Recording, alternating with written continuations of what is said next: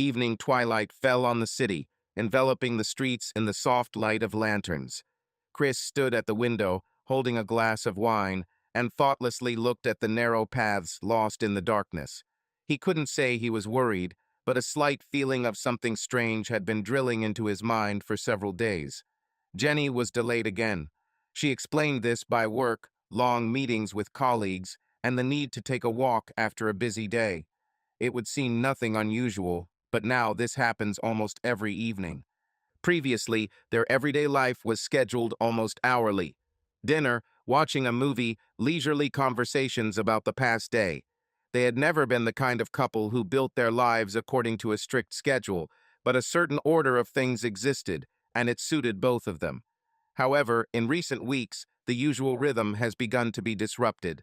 At first, there were rare delays, a call from work, an apologetic voice, a promise to be home soon. Then more and more often, now Jenny returns late almost every day. Chris ran his fingers along the rim of the glass. He was a reasonable man, accustomed to finding logical explanations for everything that surrounded him. He didn't like to give in to emotions, to make guesses without facts. And yet, something inside him persistently whispered, "Pay attention." He recalled their conversations. Jenny answered questions willingly, but as if without much detail. She talked about things at work, sometimes mentioning colleagues with whom she went to dinner. Another day, she talked about the desire to breathe in the evening air after a busy day.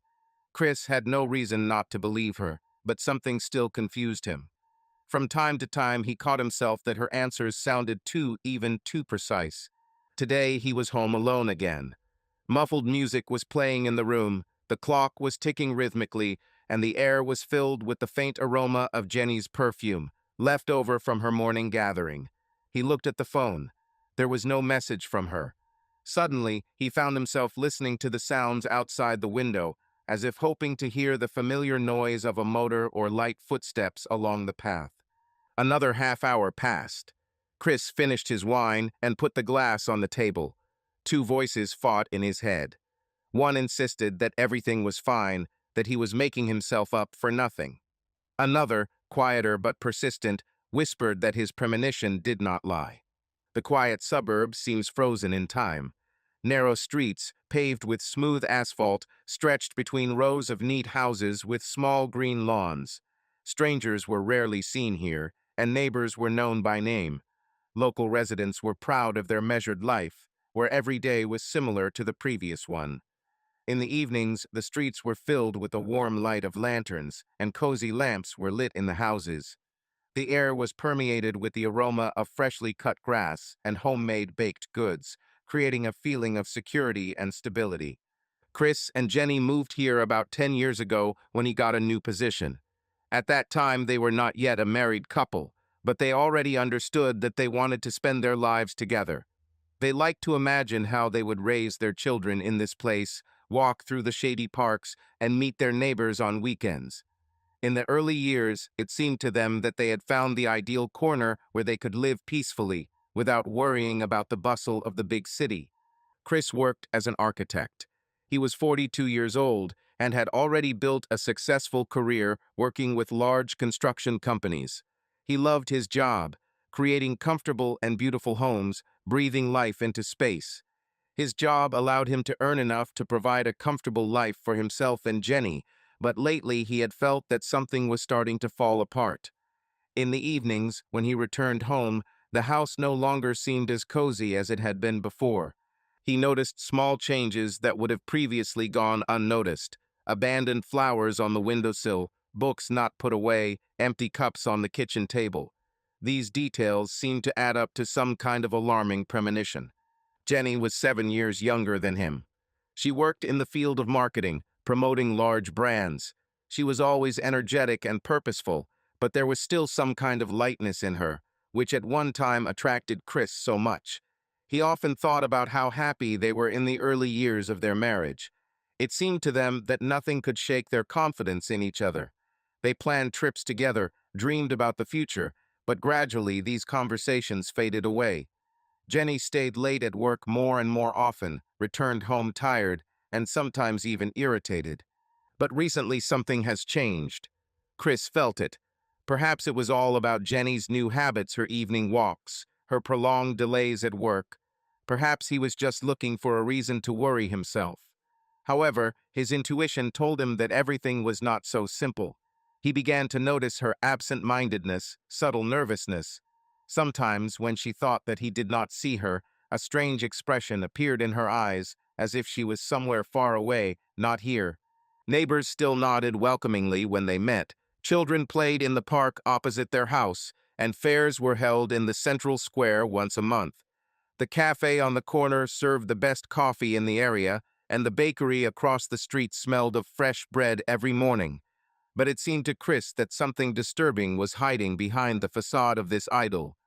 The feeling of an impending threat that could not be explained grew within him every day. He found himself thinking that he was standing at the window for a long time, watching the street. He watched the lights flicker, the occasional car pass, and the passers-by slowly go about their business. Something was wrong here, but he couldn't figure out what yet. The night turned out to be dark and quiet. Chris sat in his office, staring at his laptop screen. The rain splashed lazily outside the window, leaving intricate patterns on the glass. He couldn't remember the last time he felt so lost. The time was approaching midnight, but I did not sleep. Scraps of thoughts, fragments of conversations with Jenny, her last, "I'll be late, don't wait for me," were spinning in his head. Inner restlessness haunted him, and he once again opened the browser to distract himself. But instead of news or the usual work sites, my gaze caught an article with a provocative headline, "9 Signs of Infidelity. How do you understand that your partner is cheating on you?"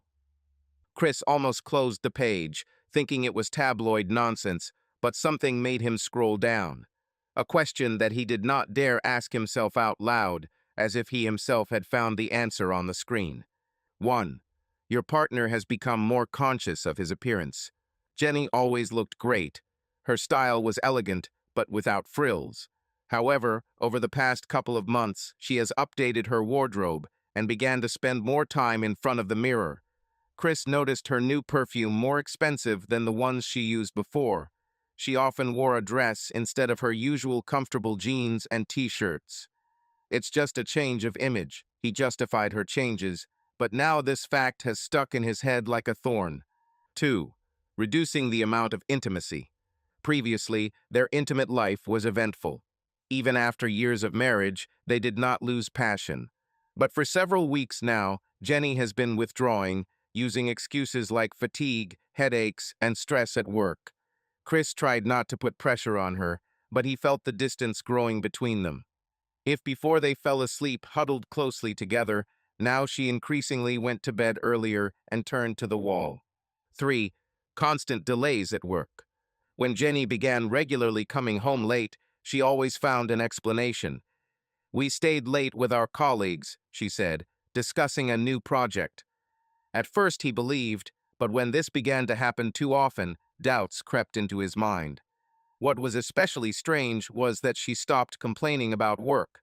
Previously, she could spend hours talking about how annoying her bosses were and how difficult it was to work with clients. Now all conversations boiled down to a dry, "everything is fine." 4. Secret calls and correspondence. Previously, their phones were lying around everywhere on the kitchen table, on the sofa. But now Jenny did not let go of hers. She began to often go into another room to answer the call, and the phone screen was always locked. One day, Chris accidentally saw her quickly minimize the application when he entered the room. "Work matters," she said, but it seemed to him that her voice trembled. 5. Loss of interest in spending time together. They used to often go for walks on weekends, go to the movies, and have dinners in restaurants. Now Jenny agreed less and less to his proposals. "I'm tired. Let's do it some other time," she said, without even trying to offer an alternative. She seemed no longer interested in spending time with him. 6. Unexpected outbursts of irritability. Jenny has become more nervous lately. Sometimes she would snap at Chris over trifles, for an unwashed cup, for forgotten keys, for leaving the light on. He tried to chalk it up to stress, but her anger seemed too harsh, as if she was looking for a reason for conflict. 7. Excessive use of social networks. Jenny has always been on social media, but now it has become like an obsession. She constantly liked something, responded to messages, and posted photos. At the same time, her phone was always turned face down, and she brushed off Chris's questions about who she was communicating with. 8. Unexpected trips and changes of plans. Previously, they always planned their vacation in advance. But now Jenny increasingly mentioned business trips and meetings with friends that Chris had never heard of before. One day she said that she would go to her sister for the weekend, but then Chris found out that her sister had been in another city all this time. 9. Gut feeling. But what frightened Chris most of all was not Jenny's behavior, but his own premonition. It was with him constantly. He couldn't explain it, but he felt that something had changed. An invisible wall appeared between them. Chris read the article twice. A heaviness grew in my chest. Each word seemed to be seared into his mind, piecing together a puzzle that he had so studiously ignored. 9 signs, and almost all of them coincided. He slammed his laptop shut and ran his hand over his face. My heart was pounding. It can't be, he thought. I'm just stressing myself out. But something inside him told him that this was not just a coincidence. Chris sat in the kitchen, staring into a cup of already cold coffee. Emotions were seething inside him: anxiety, doubt, fear. He didn't want to believe what was written in the article, but there were too many coincidences. Every word, every line was reflected in Jenny's behavior. He had to find out the truth. When she returned home, it was already late. Dressed in a light coat and with her hair down, she looked as if she had just returned from a party. A slight blush on her cheeks, a sparkle in her eyes, and at the same time, tension was visible in her gaze, as if she was ready for a conversation, but did not want to start it. "You're late," Chris tried to make his voice sound even, without accusations. Jenny sighed without looking at him, took off her coat, and carefully hung it on the hook. "Yes, I'm late," she answered, heading towards the refrigerator. "We had dinner with clients." "Again? You said there would be no more meetings this week." She paused for a second before reaching for a bottle of water. "Well, everything changed at the last moment. One of the clients decided to sign the contract, and we celebrated a bit." "Is this bad?" She spoke evenly, but Chris detected the same evasiveness in her voice as before. For a long time, he was sure that there were no secrets between them. Now it seemed to him that a completely different person was standing in front of him. "Jenny," he looked straight into her eyes, "I would like to talk to you." "Of course," she answered, but her voice sounded strained. Chris took a deep breath. "You've changed lately. I don't want to make a scene, but you come late. You've developed some new habits. You don't tell me about your plans, and—" He hesitated, trying to find the words. "You have become different." Jenny raised her eyebrows, then leaned back in her chair and crossed her arms. "What do you mean?" she asked with slight wariness.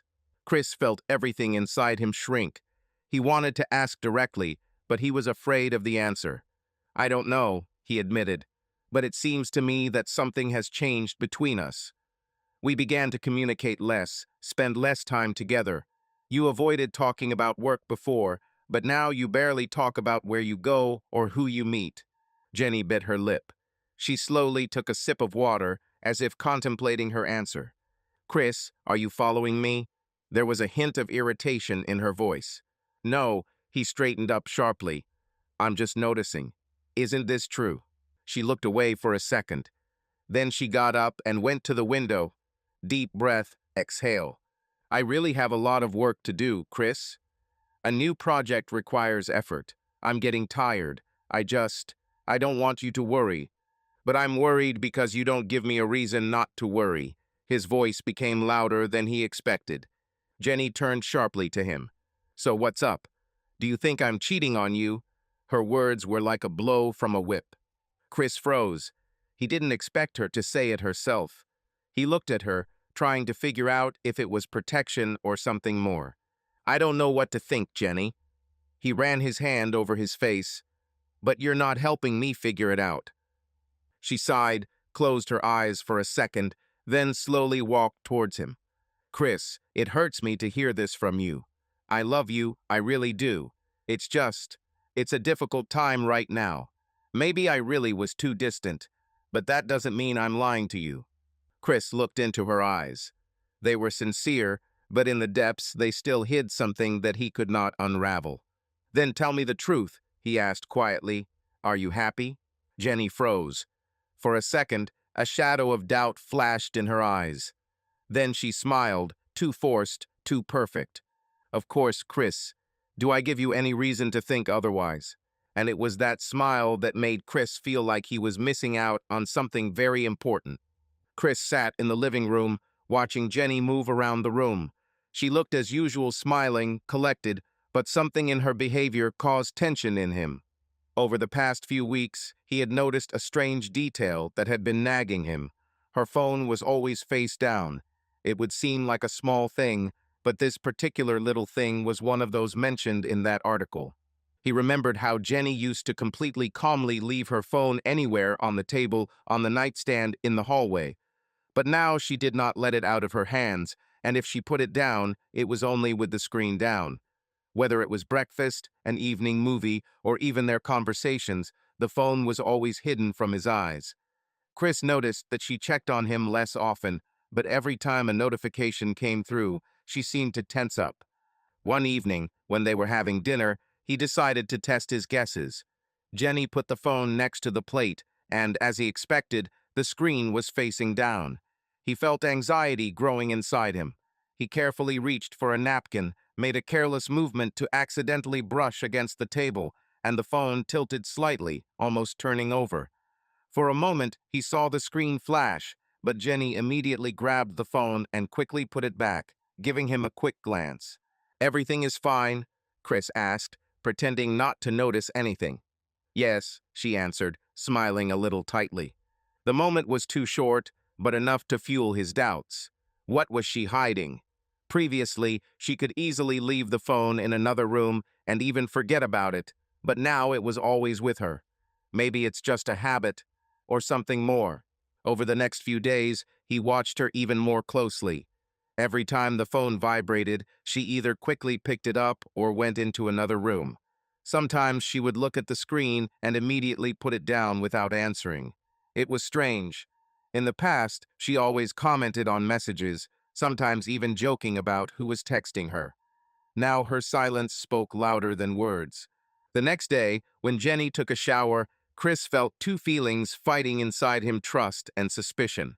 He knew her password because once upon a time they did not hide anything from each other. However, the thought of taking her phone and checking it seemed treacherous to him. He was sure that Jenny would not approve of such an invasion of personal space either. But then why did it bother him so much right now? He walked over to the nightstand where her phone lay. His heart pounded in his chest as he slowly extended his hand. But before he could touch the device, he heard the sound of the water turning off in the bathroom. He quickly pulled his hand away and pretended to just look out the window. A few seconds later, Jenny came into the room, drying her hair with a towel. She looked at him, then at the phone, and without saying a word, she took it from the table. "Everything is fine?" she asked casually. "Yep, just wondering," Chris answered, forcing himself to smile. He saw her put the phone down next to her again, screen down. This gesture now seemed almost defiant to him. He couldn't decide whether he was overthinking himself or whether his fears were truly justified. More and more details in her behavior formed an alarming picture. Later, when he was lying in bed, Jenny had already fallen asleep, and he continued to think. He remembered an article saying that holding a phone upside down was a way to hide notifications, so your partner couldn't see who was texting. Maybe she just wants privacy, he thought. Or does she have something she doesn't want me to see? He turned on his side and looked at her. She was sleeping peacefully, her breathing was even. But even in this picture of peace, he felt a slight anxiety that did not leave him in recent days. He remembered how several times during the evening Jenny would go into another room for no apparent reason, as if she was just checking something on her phone. The next morning, he noticed another strange thing. When Jenny put the phone on charge, it was turned off. She hadn't done this before. This only meant one thing: she didn't want notifications to appear on the screen when he was around. The phone is face down. It would seem such a simple detail, but it was she who began to destroy his confidence that everything was fine in their marriage. Chris noticed this almost by accident. In the morning, when he went into the bathroom to brush his teeth, a subtle but unusually rich aroma hung in the air. These were perfumes, expensive, deep, seductive.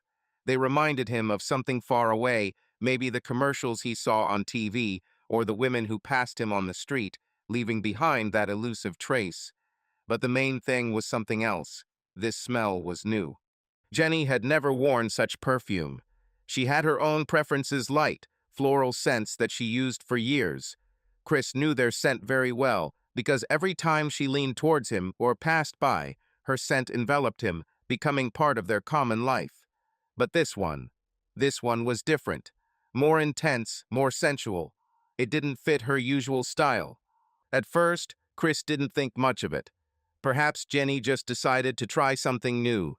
After all, every woman has times when she wants change. But when he began to notice this smell every day, he realized that this was not an accident. Every morning, when she said goodbye to him, Jenny left this scent in the air, and each time it seemed to remind him that something had changed.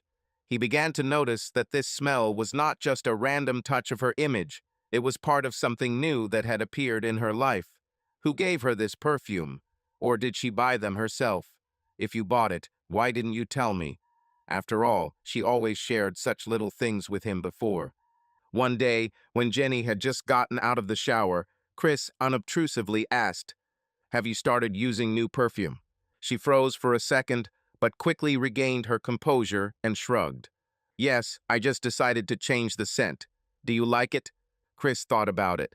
Her tone was too light, as if she had been preparing for such a question in advance. "They are very unusual," he said, trying to sound as neutral as possible. "Where did you buy them?" Jenny looked at him, narrowing her eyes slightly, then shrugged again. "In the store, of course. I just saw them and decided to try them." But Chris knew her too well. She is not one of those who just buys expensive perfumes at random. She usually studied reviews and tested fragrances several times before purchasing something new. Is this a sudden decision? It wasn't like her. A few more days passed, but the questions in his head only multiplied. He began to notice that Jenny did not always wear these perfumes, but only at certain moments. Most often before leaving somewhere. This was alarming. He decided not to ask new questions, but simply to observe. One evening, when she returned home later than usual, he caught the smell in the air, more intense than usual, as if freshly applied. It seemed as if she had deliberately freshened it up before entering the house. "Have you had a long day?" he asked, watching her take off her coat. "Yes," she answered with a smile. "A lot of work, negotiations. Everything is as always." But that was not the case. Something has changed. Chris felt it, but could not yet understand what exactly. He only knew that perfume was not just a new scent. This is a symbol of the changes that were happening to her, and he did not know what they would lead to.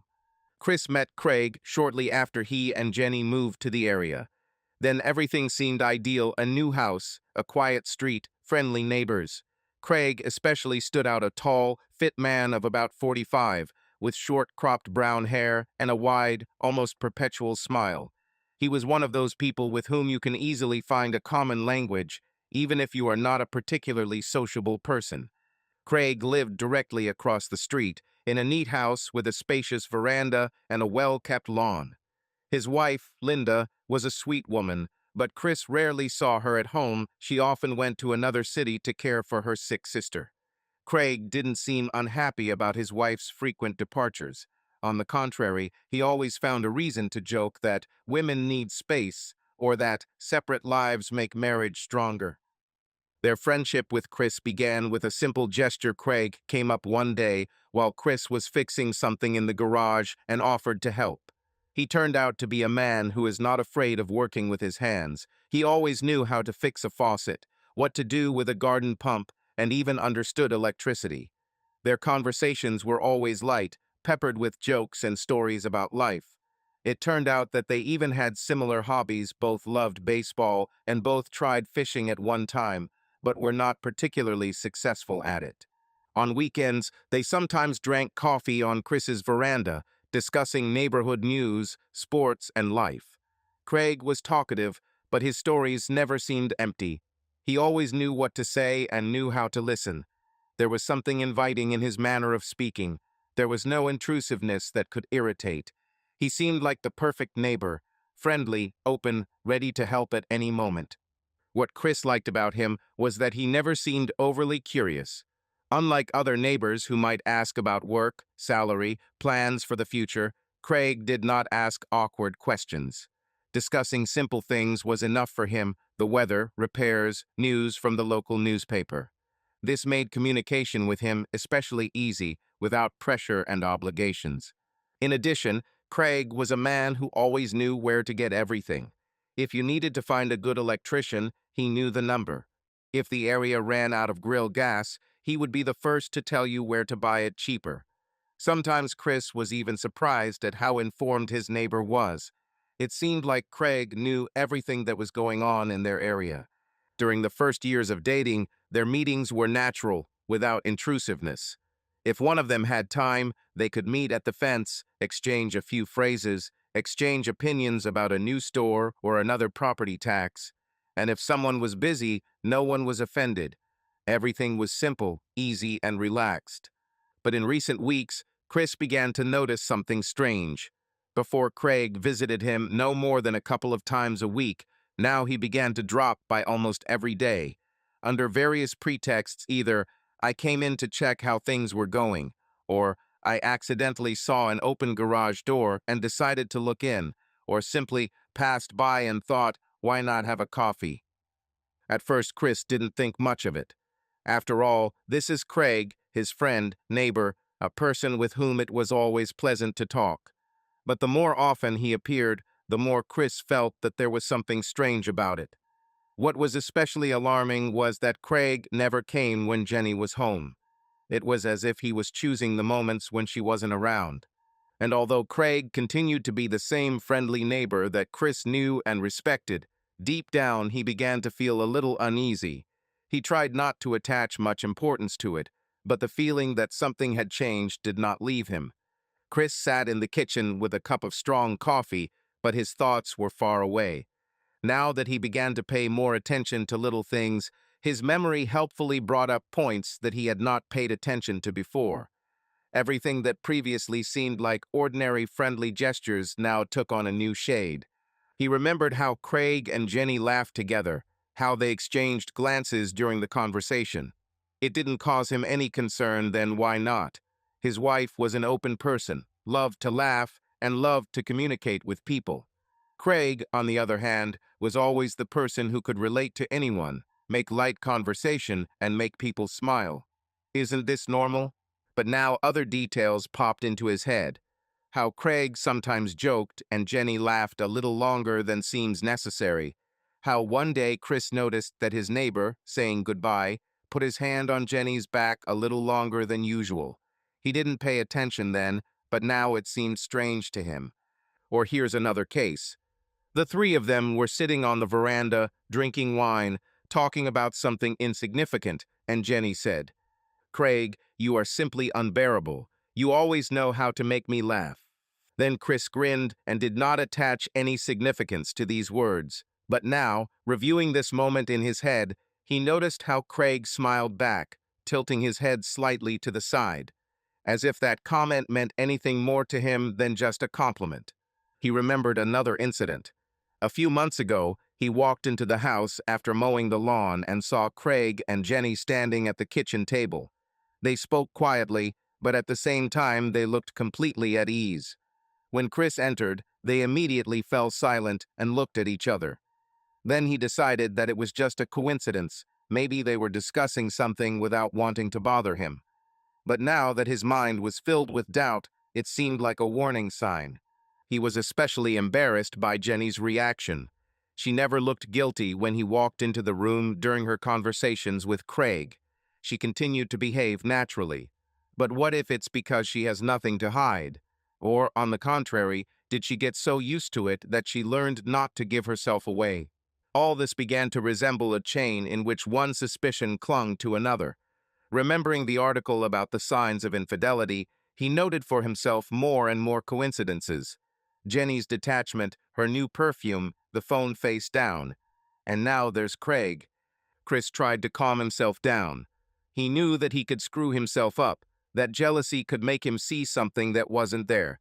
But with each new memory, the anxiety only grew. Maybe these are just coincidences, or was his intuition finally starting to tell him something he didn't want to see before? Chris never considered himself a jealous person. He always believed in trust, honesty, and respect for personal space. But now, when his mind was filled with doubts, all this seemed to him to be distant ideals. He convinced himself that he just wanted to know the truth. Not to blame, but to get rid of the anxiety that haunted him. After all, if everything turned out to be unfounded, he could finally relax. But for now, doubts grew inside him like weeds in a neglected garden. The idea of spying on his wife seemed absurd to him at first. After all, if he was confident in her, then why would he do this?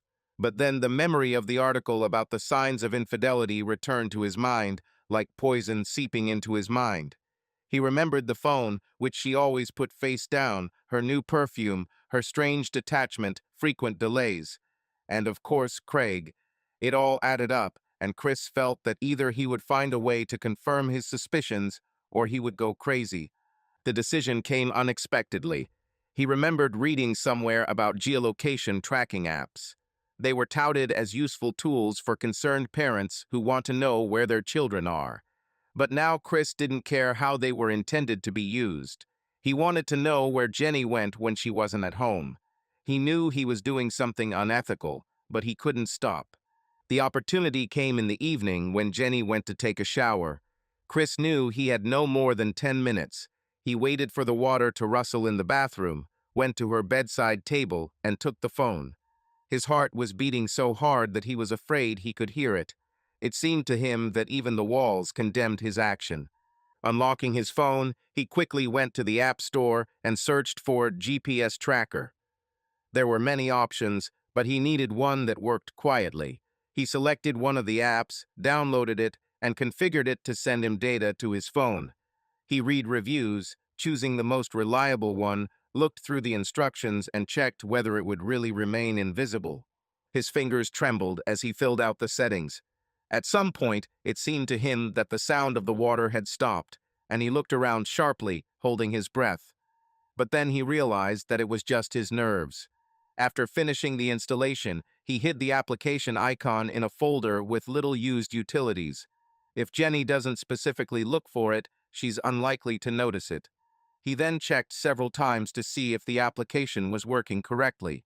Every new notification, every screen change sent him into a panic attack. Putting the phone back, he walked away, sat on the sofa, and picked up his mug of tea, pretending that everything was fine. But everything inside him was turning upside down. He had just crossed a border he had never even thought about before. He broke the trust on which their relationship was built. But his mind told him that if his worries turned out to be justified, then he was doing everything right. It's just for peace of mind, he tried to justify himself. I don't want to be the one who lives in ignorance. If there is nothing, then I'm just worrying in vain. If there is, it's better to know the truth. He tried to brush off the guilt, but it clung to him, piercing his consciousness, reminding him of what he had done. When Jenny came out of the bathroom, he looked at her with a new acuteness of perception. She smiled, unaware that her phone was now transmitting his location, and Chris could only wait. He realized that now he would not be able to relax until he checked the data. With every minute, the desire to pick up the phone and see where she was became stronger. He felt both terrible and strangely excited, as if he had moved into some new reality, where the rules of morality could be adjusted to suit his fears. When Chris finally opened the app and looked at the data he received, he felt something clench inside him. He expected anything, but not this. Jenny didn't stay late at work as often as she said she would. She didn't visit her friends as often as she claimed. Instead, her phone regularly showed the same point, a small park on the outskirts of the city. The first time Chris decided not to attach any importance to it. Maybe she just went there to get some air after a busy day. The park really was quiet, well kept, with neatly trimmed bushes and a couple of benches under the treetops. But the more he tested, the harder it was to ignore the pattern. She appeared there at the same hours between 5 and 7 in the evening. This time coincided quite well with those moments when she said that she had unexpected delays. Chris began to study the history of her movements. She has visited this park 7 times in the past 2 weeks. Always on weekdays, always around the same time. On weekends, she stayed home as if nothing was happening. But now he could no longer help but see the obvious. There was some reason for this. My heart was pounding in my chest. An inner voice insisted that he was making it all up, that perhaps there was a logical explanation. But the mind, infected with fears and guesses, insisted on the opposite. What if she's meeting someone there? If she lies to someone, it means she has a good reason for it. He began to scroll through the options. Perhaps she really just wants to be alone and think. But why didn't she tell him about it then? Maybe she just needs a break from him and doesn't know how to say it directly. Or was someone waiting for her in this park? Chris couldn't sit still. He began to mentally imagine this park, its alleys, empty benches, possible routes. He remembered that once upon a time he and Jenny walked there when they first started dating. The place was nice, cozy, but not so cozy that Jenny suddenly started spending so much time there alone. The decision came naturally. He had to see it with his own eyes. Staying in the dark was the worst thing. He told himself that he would just make sure he was worrying for nothing. Maybe he would see her sitting on a bench with a book or chatting with someone on the phone. That perhaps this fear is just a figment of his imagination, fueled by an article about treason. But part of him already knew that he wouldn't stop. He had to find out the truth. Chris arrived at the park earlier than Jenny. He deliberately chose a place away from the central paths, where he could hide behind the trees but still have a good view. Everything was tight in my chest, my palms were sweaty, my heart was pounding in my ears.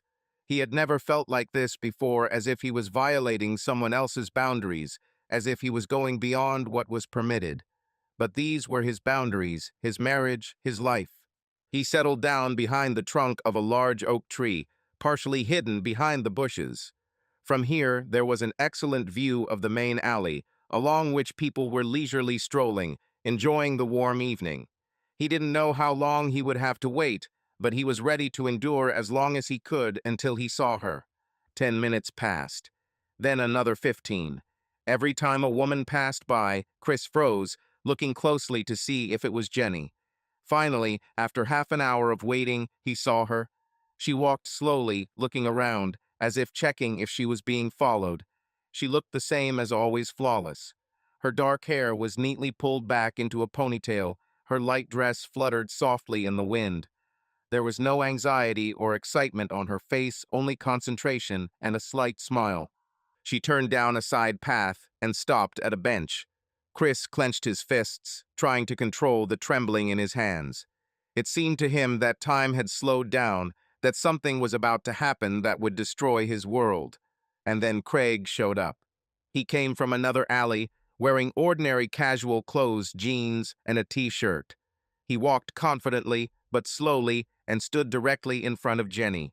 They did not hug, did not touch each other, but their bodies were so close that there was no air between them. Chris clenched his jaw. He couldn't hear what they were saying. They were talking quietly, too quietly. Jenny tilted her head, smiling slightly. Craig leaned closer, speaking into her ear, and she nodded slightly. They did not touch each other, did not show any obvious tenderness. But their closeness was obvious. This was the level of trust and comfort that exists between people who have a common secret. Chris felt something dark and heavy growing inside him. He clenched his fists so tightly that his nails dug into his palms. He tried to breathe deeper, but the air did not fill his lungs. He couldn't believe this was happening before his eyes. Jenny said something, and Craig laughed quietly. She leaned forward as if about to say something else, and he listened intently. Their poses, glances, slight tilts of their heads, everything said that there was something more between them than just friendship. But at the same time, if Chris showed this scene to someone, one could say that there is nothing suspicious here. They were just talking. But he saw the truth. He felt it with every cell of his body, and this truth caused him unbearable pain. Chris couldn't take his eyes off the scene unfolding in front of him. He tried to breathe evenly and control his emotions, but it was becoming more and more difficult. Jenny and Craig were still standing too close. Their conversation continued, and there was something alarming in their every movement.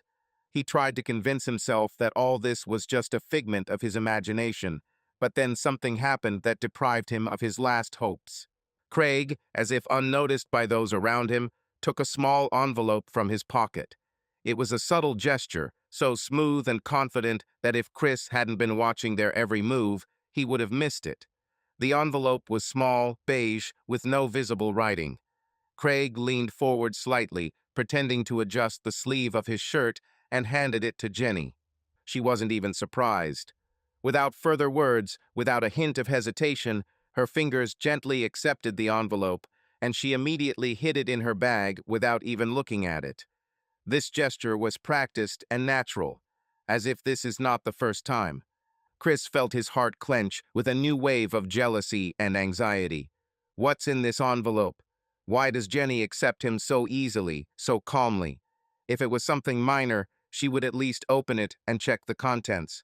But no, she hid it as if she knew in advance what was inside. His thoughts were racing wildly. Maybe it's just a note. Perhaps Craig gave her some important information related to their work. Or is it something more personal? Maybe a love letter? Or even something even more frightening? Chris clenched his fists, looking at his wife's expression. But her face gave nothing away. She continued to smile and talk to Craig as if nothing had happened. How could she act so calmly? He waited for at least a hint of excitement, a hint of nervousness, but he noticed nothing. Jenny remained as casual as ever. A feeling flared up in his chest that he had never encountered before. It wasn't just jealousy. It was a feeling of loss of control, a feeling that his world was falling apart, and there was nothing he could do. He watched his wife, her hands, which were now gripping the strap of her bag tighter. She was clearly in a hurry to leave, and Craig also looked as if the conversation had come to an end. Chris barely restrained himself from coming out of hiding. He wanted to come up and demand an explanation. He wanted to know the truth right now. But his intuition told him that if he did this, he would destroy everything. No, he needs to wait for the right moment. Find a way to find out what was in that envelope without revealing yourself.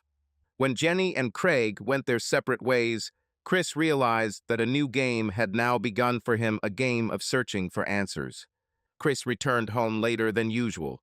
The day at work turned out to be long, filled with endless meetings, numbers, calculations, but this did not distract him from the thoughts that were increasingly absorbing his mind. He felt the tension growing within him, like steam accumulating in a closed saucepan. He didn't know what exactly to expect today, but he knew he needed to stay calm. Jenny was already at home.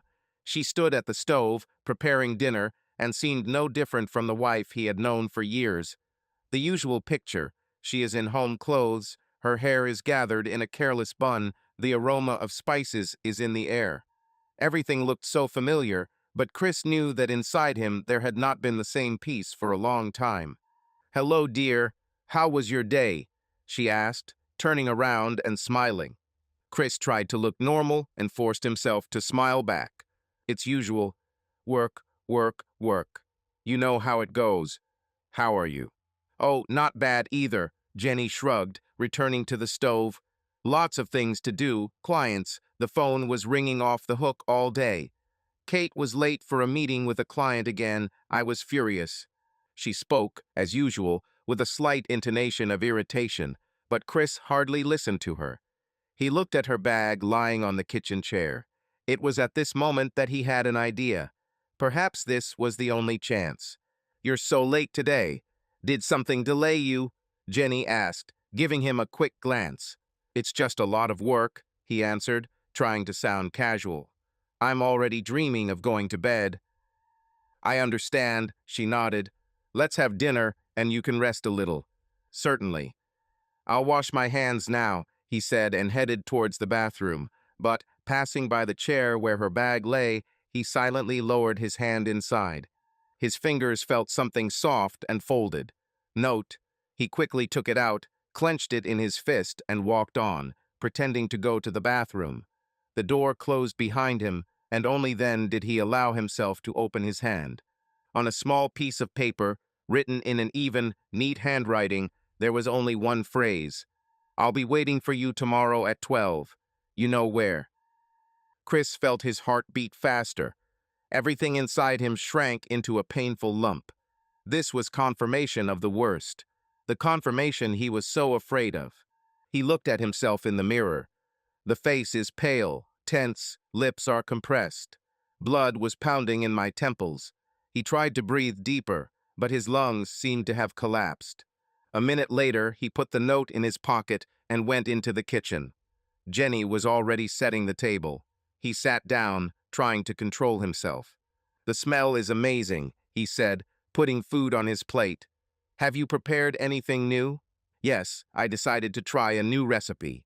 It's chicken in honey mustard sauce, she smiled. Chris chewed slowly, although he didn't feel like eating at all. He watched Jenny eat and how calmly she behaved. Maybe he's wrong. Maybe this is all just a coincidence. Is tomorrow a long day too? He asked, trying to speak casually.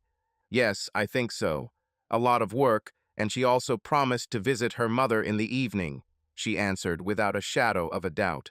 She was lying. He knew it, but he didn't show it. He nodded and took another sip of water. Do you want to watch something after dinner? Jenny asked. Come on, he nodded. Something light. Comedy. She smiled. Excellent choice. Need to relax a little. Chris nodded, but everything was boiling inside him. Tomorrow, 8 o'clock. He must know the truth. Chris sat in the darkness of his bedroom, looking at the crumpled note he had taken from his pocket. I'll be waiting for you tomorrow at 12. You know where? These words burned through his mind like a flaming torch in the night.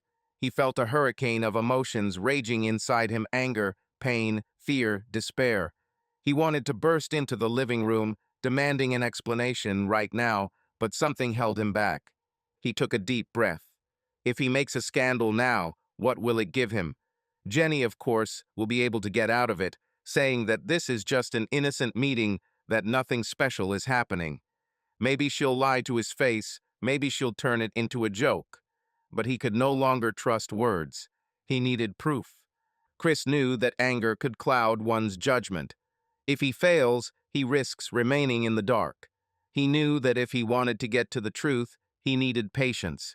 You need to see everything with your own eyes, hear their conversation, make sure that he is not mistaken. Only then will he be able to dot all the I's. He looked at the note again. Tomorrow at 12. Where? He didn't know, but he guessed. Most likely the same park. It was where Jenny went at the same hours, and it was where he saw her with Craig. This means that if he gets there earlier, he will find out the truth. Chris unclenched his fingers, and the note fell onto the bedside table. He got out of bed, went to the window, and looked out onto the street. The city lived its own life. Cars could be heard somewhere in the distance. Someone was laughing as they passed by the house. But inside him, everything was different. There was emptiness inside him. The decision was made.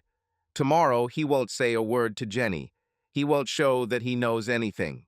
He will just go to the park, hide and watch. He will catch them red-handed. And then he will no longer need words. Just the facts. He went to bed, but there was no sleep.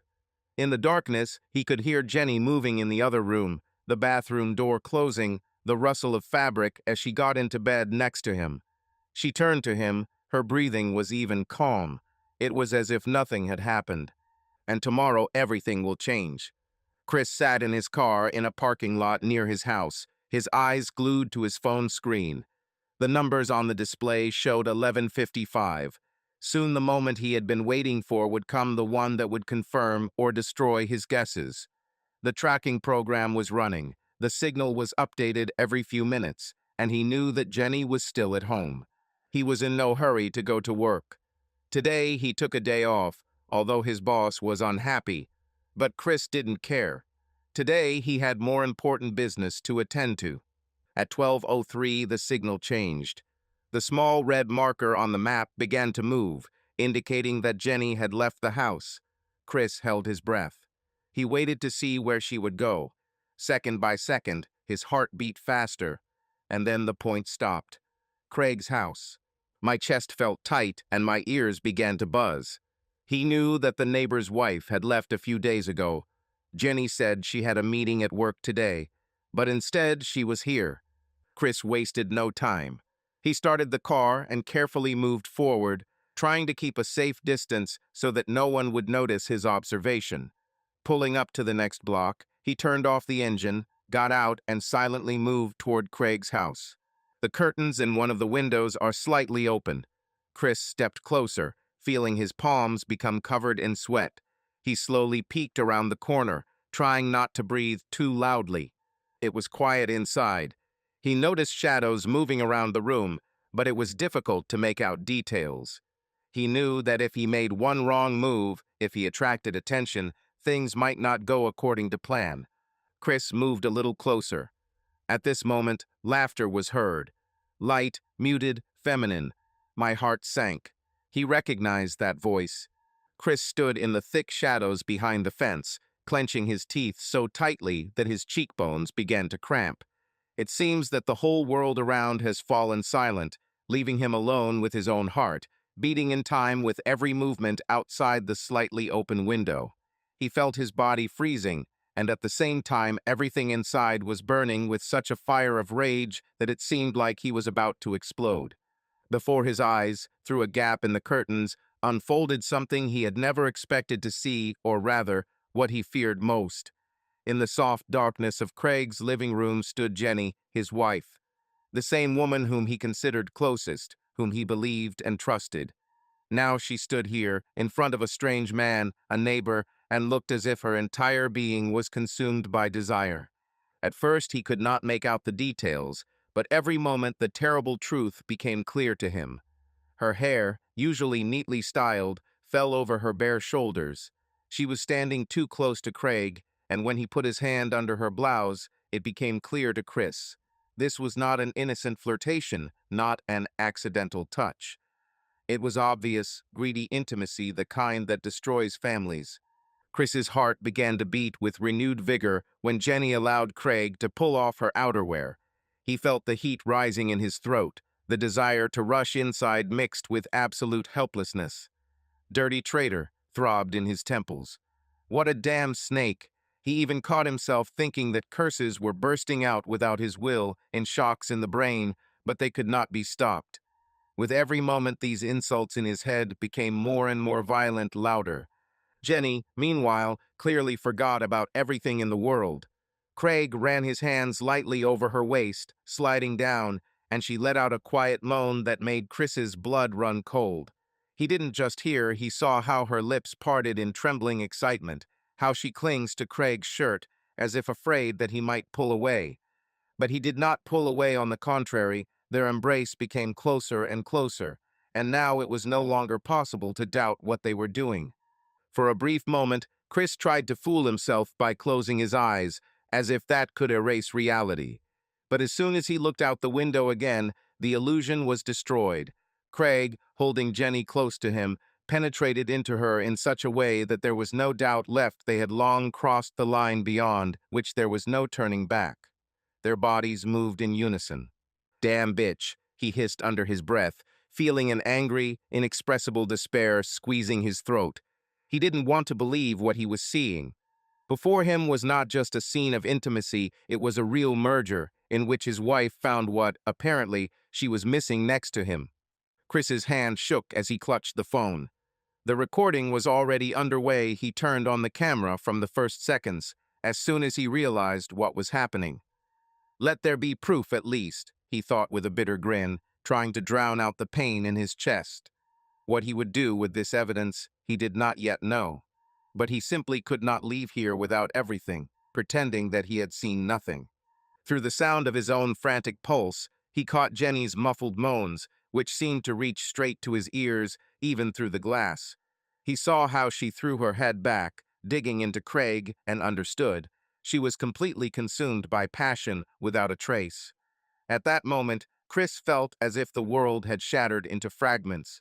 Everything that was dear and sacred to him went to dust. "I believed you, Jenny," his mind screamed. "You were everything to me. And now?"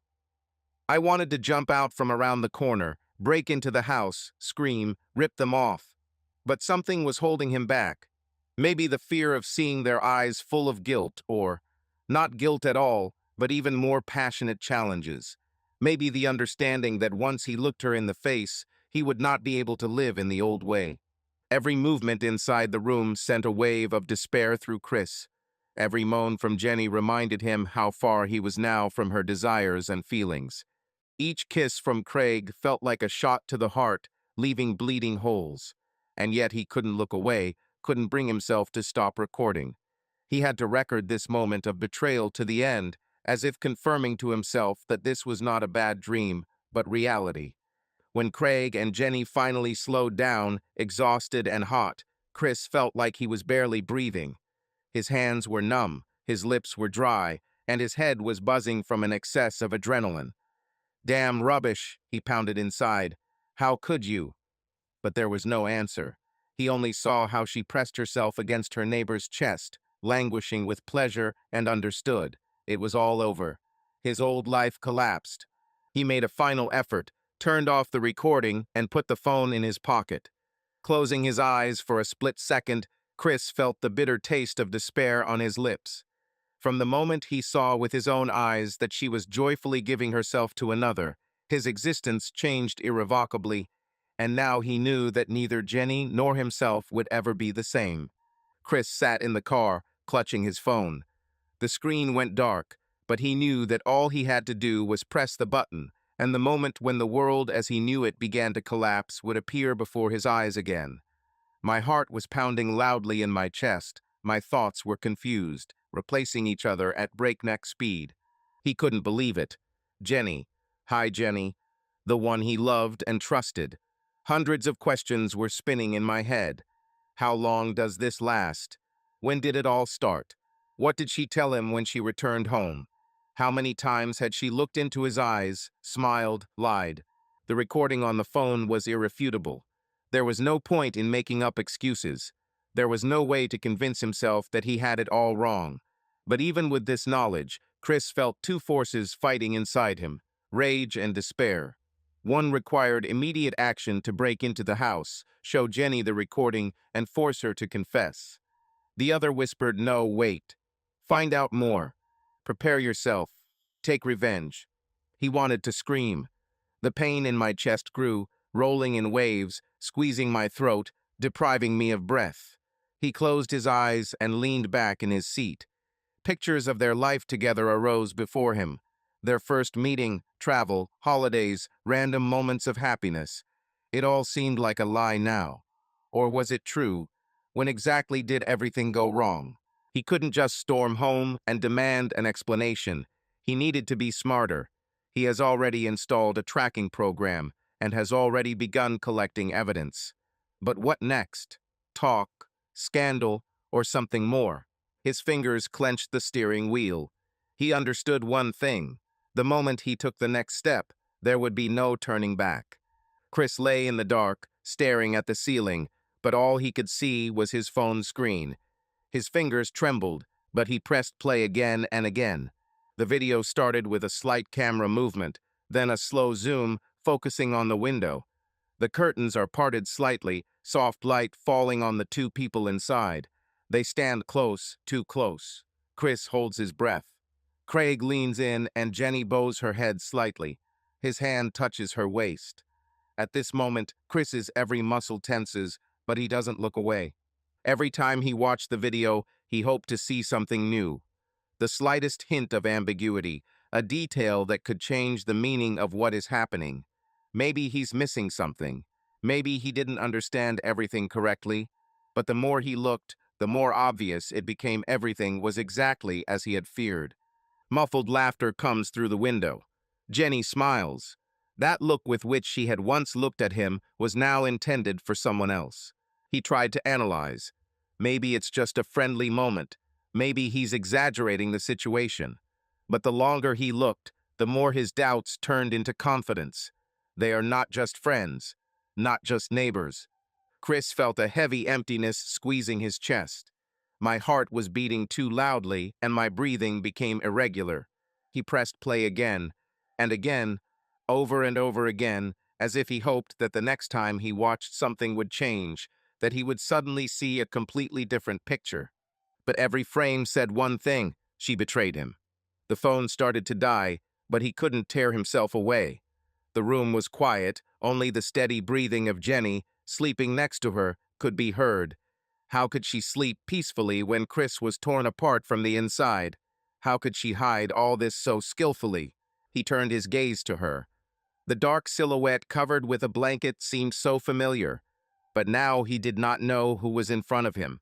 It seemed as if a complete stranger was lying next to him. My thoughts were racing chaotically. What to do next? Should I tell her that he knows everything? Or collect more evidence? Maybe he should just leave. But where? That night his reality crumbled, and there was no way out. His chest tightened when his mind suggested a cruel thought. What if this is not the first time? How long does this last?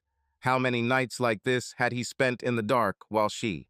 Chris clenched his teeth. He couldn't just wait. Tomorrow he had to do something. But now, in this endless night, he just continued to stare at the screen.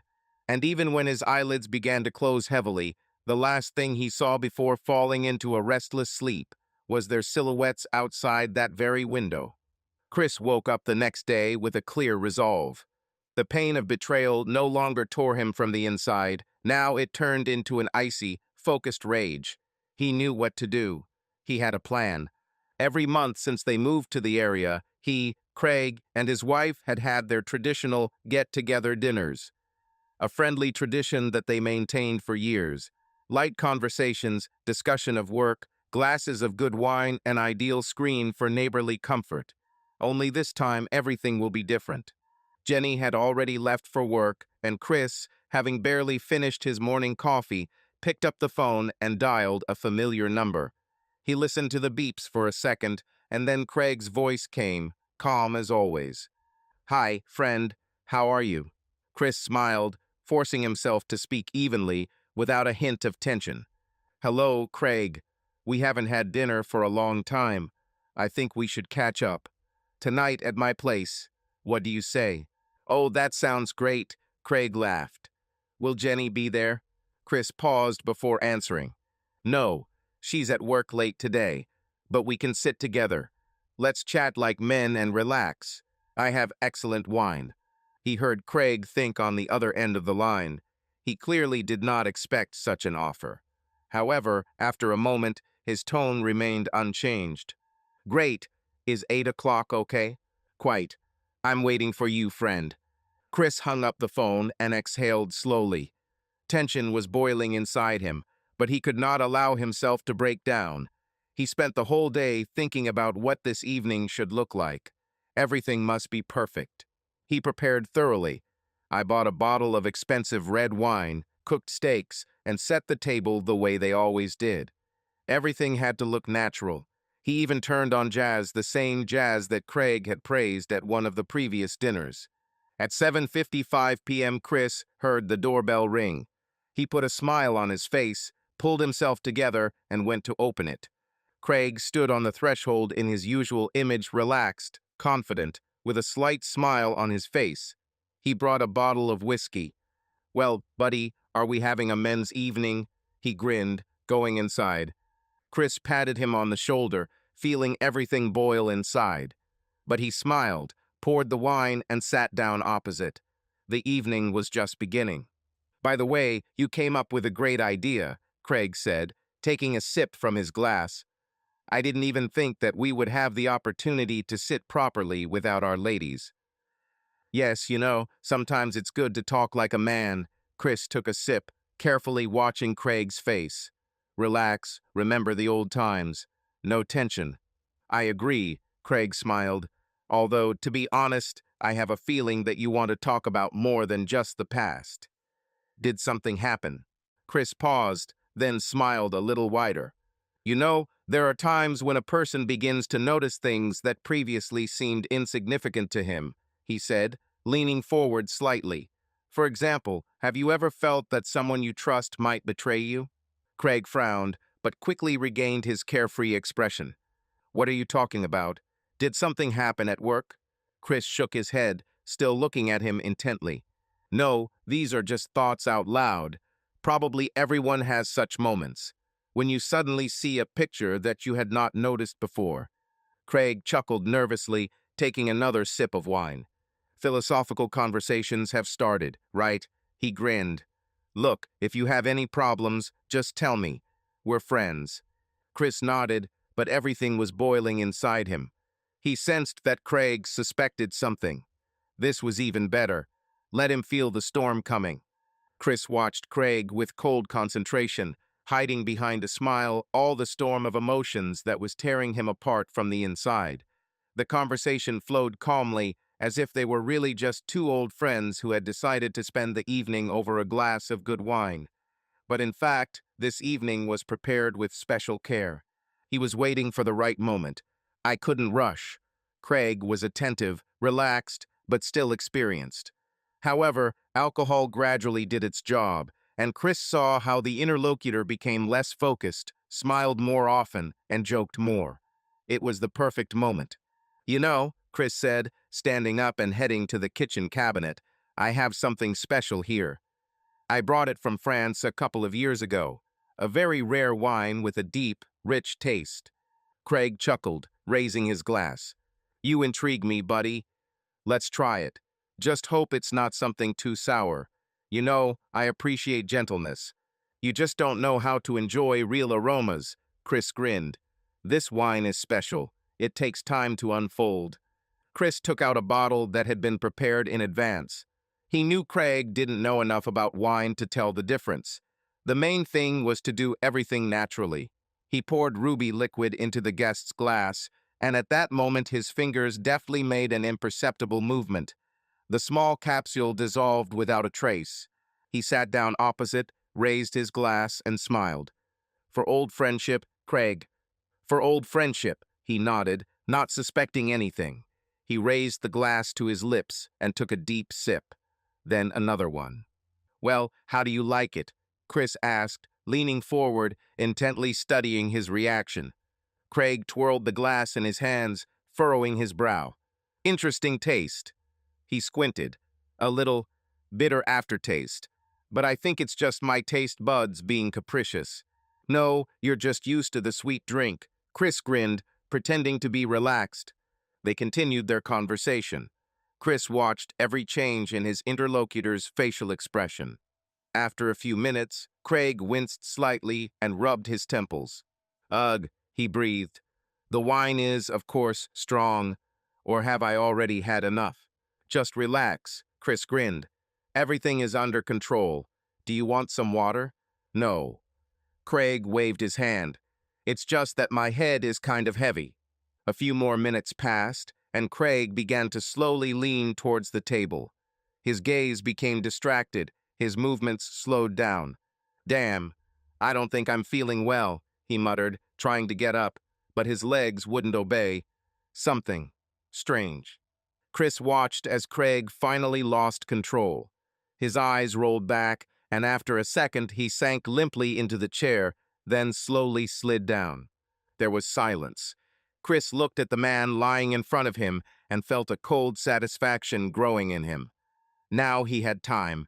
Now he could do whatever he set his mind to. Chris stood over Craig's unconscious body, feeling a cold, calculating determination growing within him. His plan was entering its next phase, and there was no time for hesitation now. Everything had to look convincing. Carefully, trying not to cause sudden movements, he grabbed Craig by the shoulders and dragged him into the guest room. He was heavier than he looked, but Chris no longer felt tired. The desire to complete everything was seething inside him. He laid Craig on the bed and straightened his arms, creating the appearance of natural relaxation. Then he opened the pre-prepared box. It contained things that were supposed to make the scene as convincing as possible. The first thing he did was take out Jenny's lingerie, set a lace bra and panties. They still smelled of her perfume. This smell might have brought back fond memories in another time, but now it was just a tool. Chris casually tossed the underwear next to Craig, as if it had been thrown off in a fit of passion. Then he pulled out some cheap jewelry, a bracelet that looked provocative enough to suggest it had been left behind by his mistress. Chris carefully laid them out on the nightstand, adding another finishing touch to the arrangement. Pomade. Red, bright, defiant.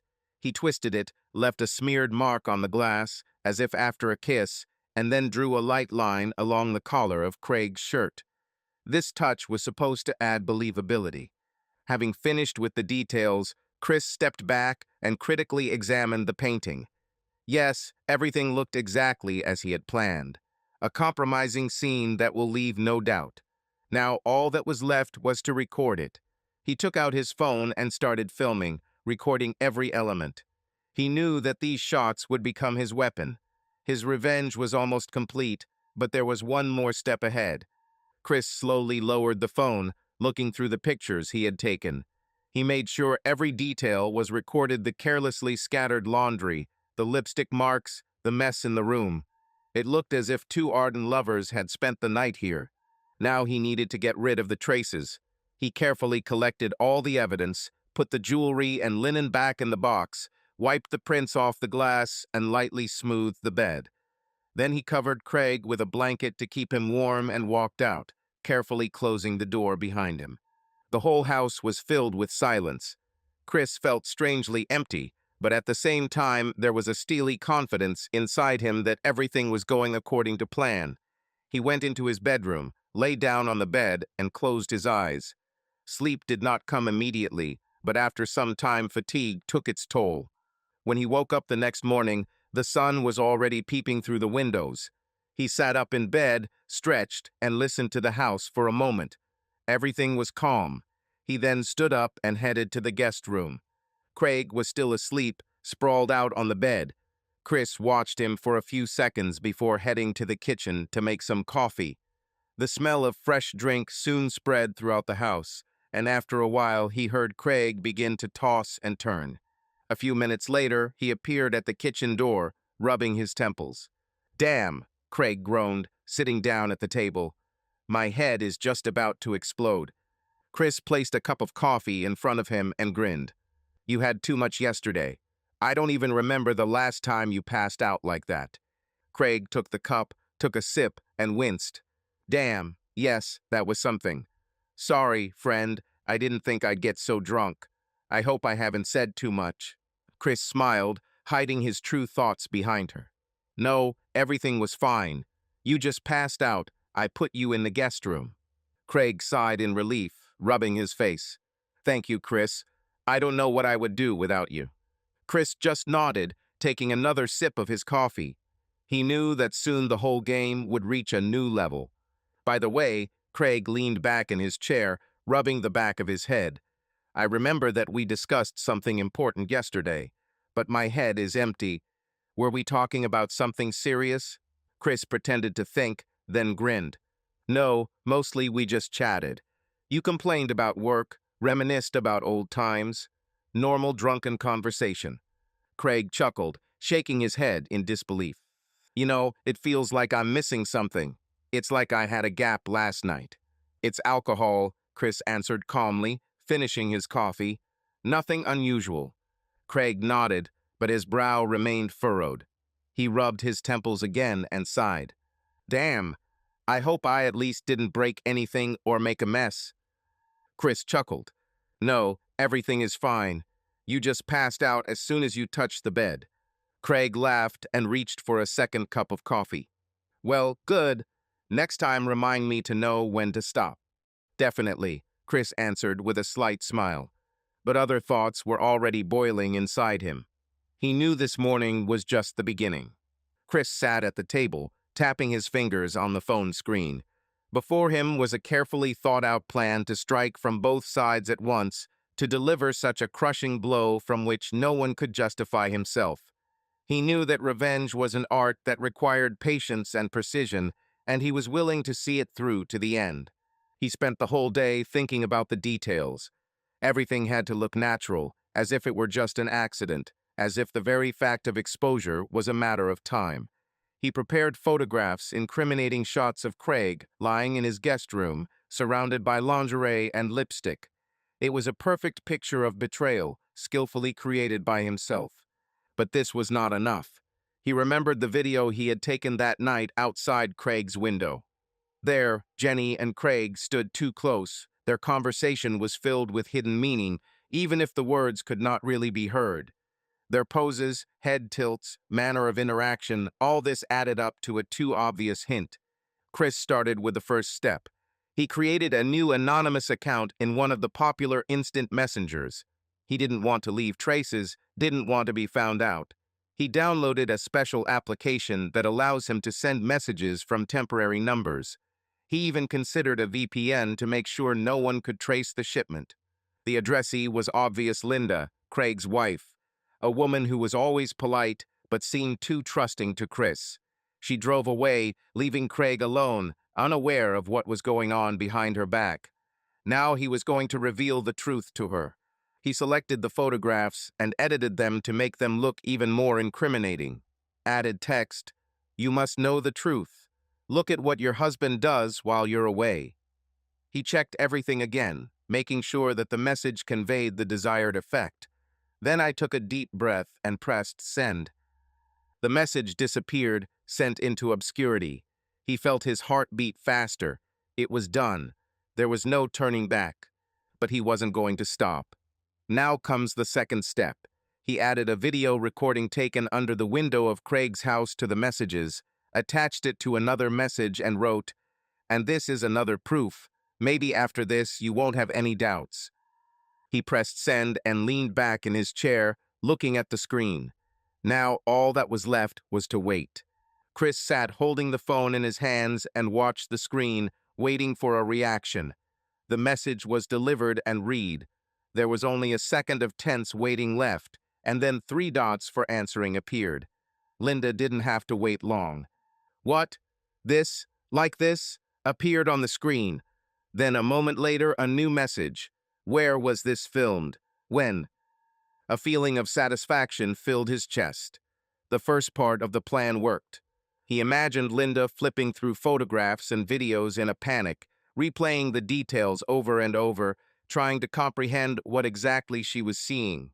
She most likely doesn't believe her eyes, but the evidence speaks for itself. Chris knew that Craig would soon face a storm that he would not be able to cope with. While he was thinking about his next step, the phone rang. It was Jenny. My heart froze for a second. He took a deep breath and answered. "Hello, dear." My wife's voice sounded tired, but calm. "I decided to come home early." Chris almost laughed at the irony of the situation. His wife returns home just as his carefully planned storm is about to erupt. "This is wonderful, honey," he said as softly as possible. "I missed you too. When will you be there?" "In a couple of hours." "Are you home?" "Yes, I'm waiting for you," he answered, carefully hiding the rising excitement in his voice. He felt how everything was going according to his script. Now the 2 people he wanted to bring to light will find themselves in the same place at the most inopportune time for them. Linda rushes home, driven by anger. Jenny returns, suspecting nothing. And Craig doesn't even realize that the ring is closing around him. He needed time to prepare. He got up and walked around the room. It was necessary to create an atmosphere of calm, to pretend that nothing special was happening. He poured himself a glass of whiskey, took a sip and smiled. The coming evening promised to be truly unforgettable. Chris looked at his watch. There were less than 2 hours left before Jenny arrived. He turned on the music to drown out the noise of his own thoughts a little and sat down on the sofa. Jenny returned home early in the evening. As soon as she entered the house, Chris felt the tension in the air become almost palpable. He sat in the living room, calmly sipping whiskey, as if he was completely relaxed, but inside him seethed with icy determination. His fingers squeezed his glass a little tighter when he heard the sound of her footsteps in the hallway. She threw her coat on the hanger and walked into the room, shaking her hair as if trying to shake off the day's fatigue. Her face was usually calm, but Chris already knew that now he looked at her differently. "Hello, dear," she smiled, but there was a slight weariness in her voice. "How was your day?" Chris looked at her over the top of his glass and raised his eyebrows slightly. His lips stretched into the shadow of a grin. "Oh, great," he said with deliberate nonchalance. "Even better than I could have expected." Jenny froze for a second, as if something had alarmed her, but quickly pulled herself together and headed to the kitchen. She opened the refrigerator, took out a bottle of water, and twisted the lid tightly, as if trying to concentrate on something mundane. "Sounds intriguing. Did something happen?" she asked, turning to the tabletop. Chris put the glass on the table and leaned back on the sofa, pretending to be completely relaxed. He loved such moments when words acted more slowly than gestures and penetrated deeper, leaving doubt in the mind of the interlocutor. "Yes, you could say that," he finally answered. "Today was an interesting day overall. Learned a couple of new things about people I trust." She froze, holding the bottle in her hands. Her fingers trembled slightly as she reached for the glass. She took a sip, but did not immediately turn around. "Is it true?" she asked calmly, trying to seem at ease. "And about whom?" Chris watched her carefully. He saw how tension ran through her shoulders, how she became more careful in her movements. Jenny had always been able to control herself, but now it seemed to him that he saw more than before. "Yes, so. In general, I was just thinking about betrayal," he said slowly, savoring every word. "About the fact that people sometimes wear masks, hide something, pretend that everything is fine until the truth comes out." She spun around, clutching the water bottle until her knuckles turned white. "You speak in riddles, Chris." "What do you mean?" Her voice sounded evenly, but something flashed in her eyes that he immediately caught: concern. He grinned and stood up from the couch, slowly walking closer. Now they stood face to face. Just thinking out loud, he shrugged, studying every emotion running across her face. "You know I don't like surprises.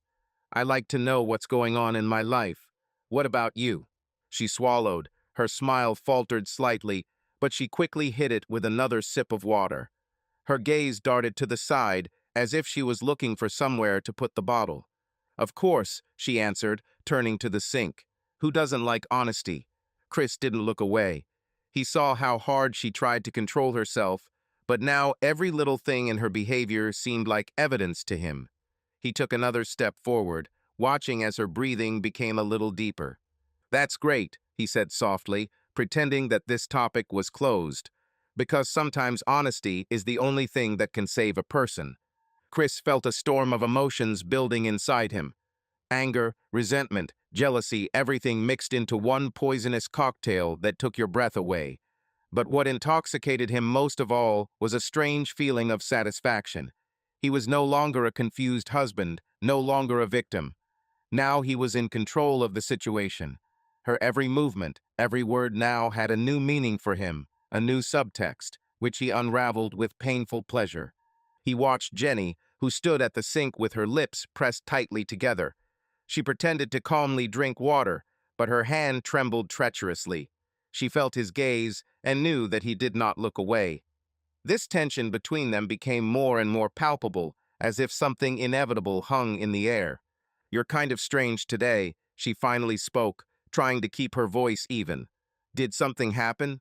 Chris chuckled slowly, took the glass from the table, and took a small sip of whiskey, stretching out the pause. He was enjoying the moment. Her nervousness, her growing anxiety. "No, it's okay," he answered, looking straight into her eyes. "It's just sometimes interesting how well we know the people we love." Jenny tensed. He saw concern flash in her eyes. It was almost imperceptible, but for Chris it was a clear signal. She's nervous. Her mind is already filled with anxious thoughts. "What are you talking about, Chris?" she asked carefully, tilting her head slightly to the side, as if trying to read the expression on his face. He put the glass on the table and took a step forward. Now they were just a few centimeters apart. Jenny pulled back a little, but then pulled herself together. She didn't want to show her emotions, but Chris could already sense her fear. About how people know how to hide the truth, he continued, closely watching her every move.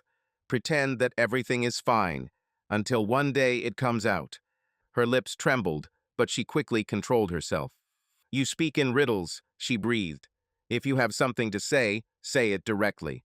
He took another step. Now he saw everything, her tense posture, her arms pressed to her sides, her nervous gaze. She felt threatened, and this gave him strength. Everything will be said in due time, Jenny, he said calmly. For now, just think about honesty. She swallowed and looked away.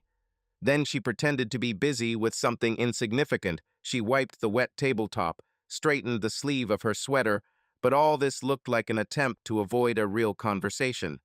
Chris, if you have a problem with me, just tell me. Her voice sounded firmer, but he heard a shadow of uncertainty in it.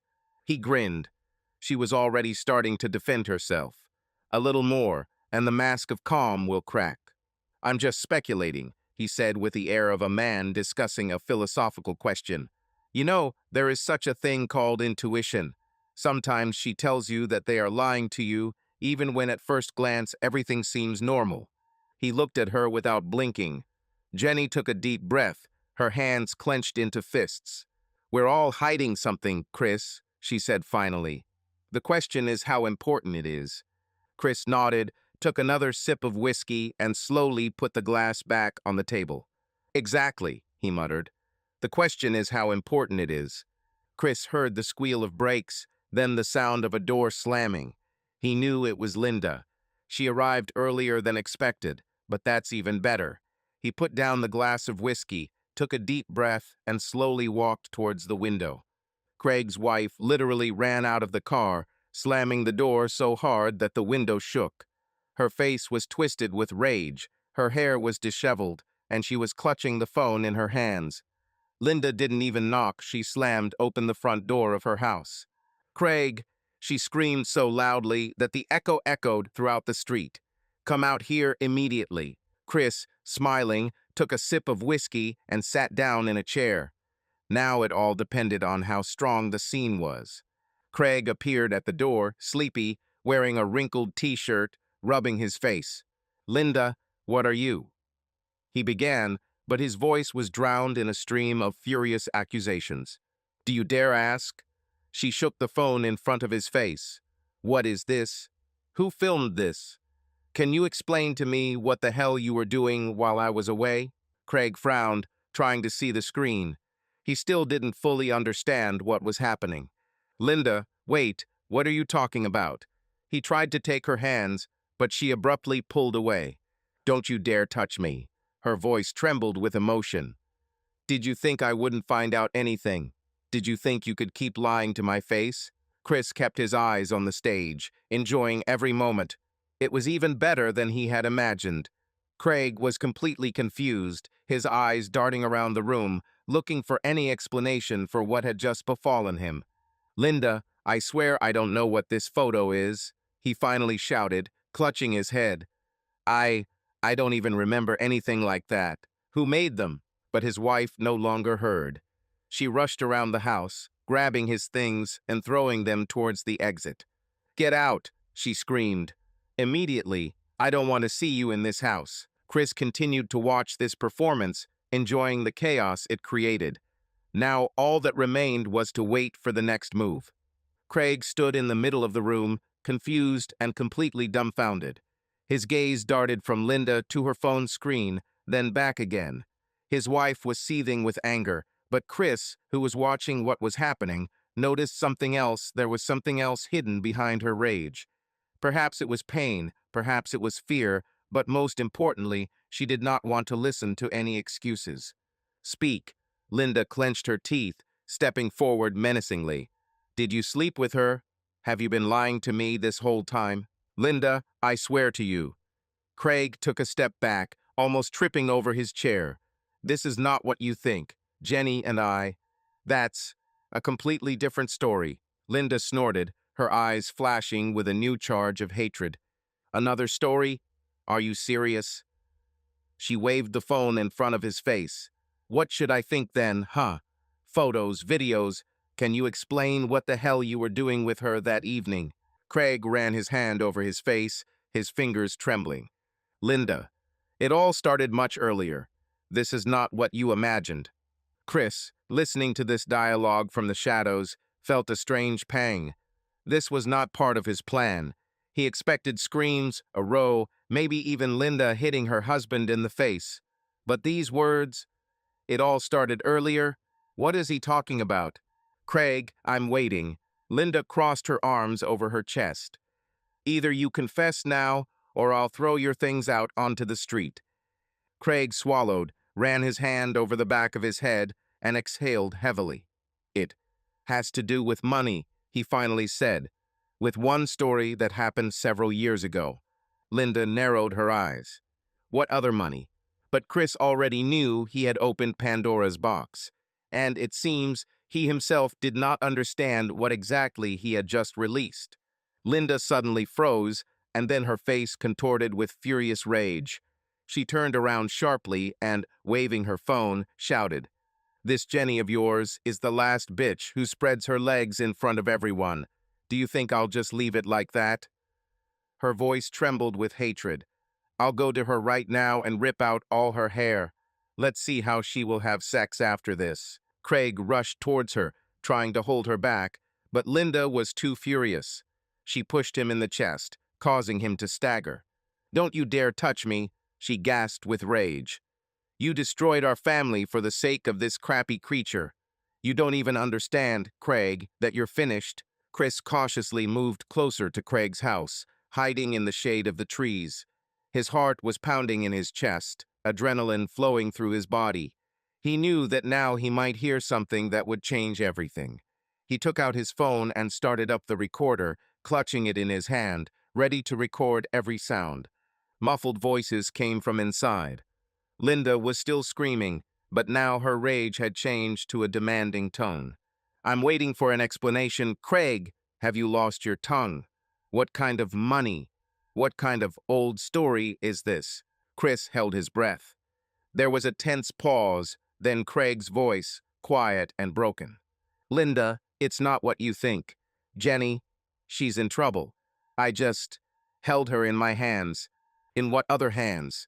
Linda practically choked with anger. "Are you saying that you were covering for her?" Chris leaned against the wall, listening. He knew Craig was about to reveal something important. A few years ago, Craig's voice trembled. "Jenny, she hit a man." There was deathly silence in the house. Even Linda fell silent for a moment. Chris gripped the recorder tighter, feeling his fingers become covered in sweat. What?"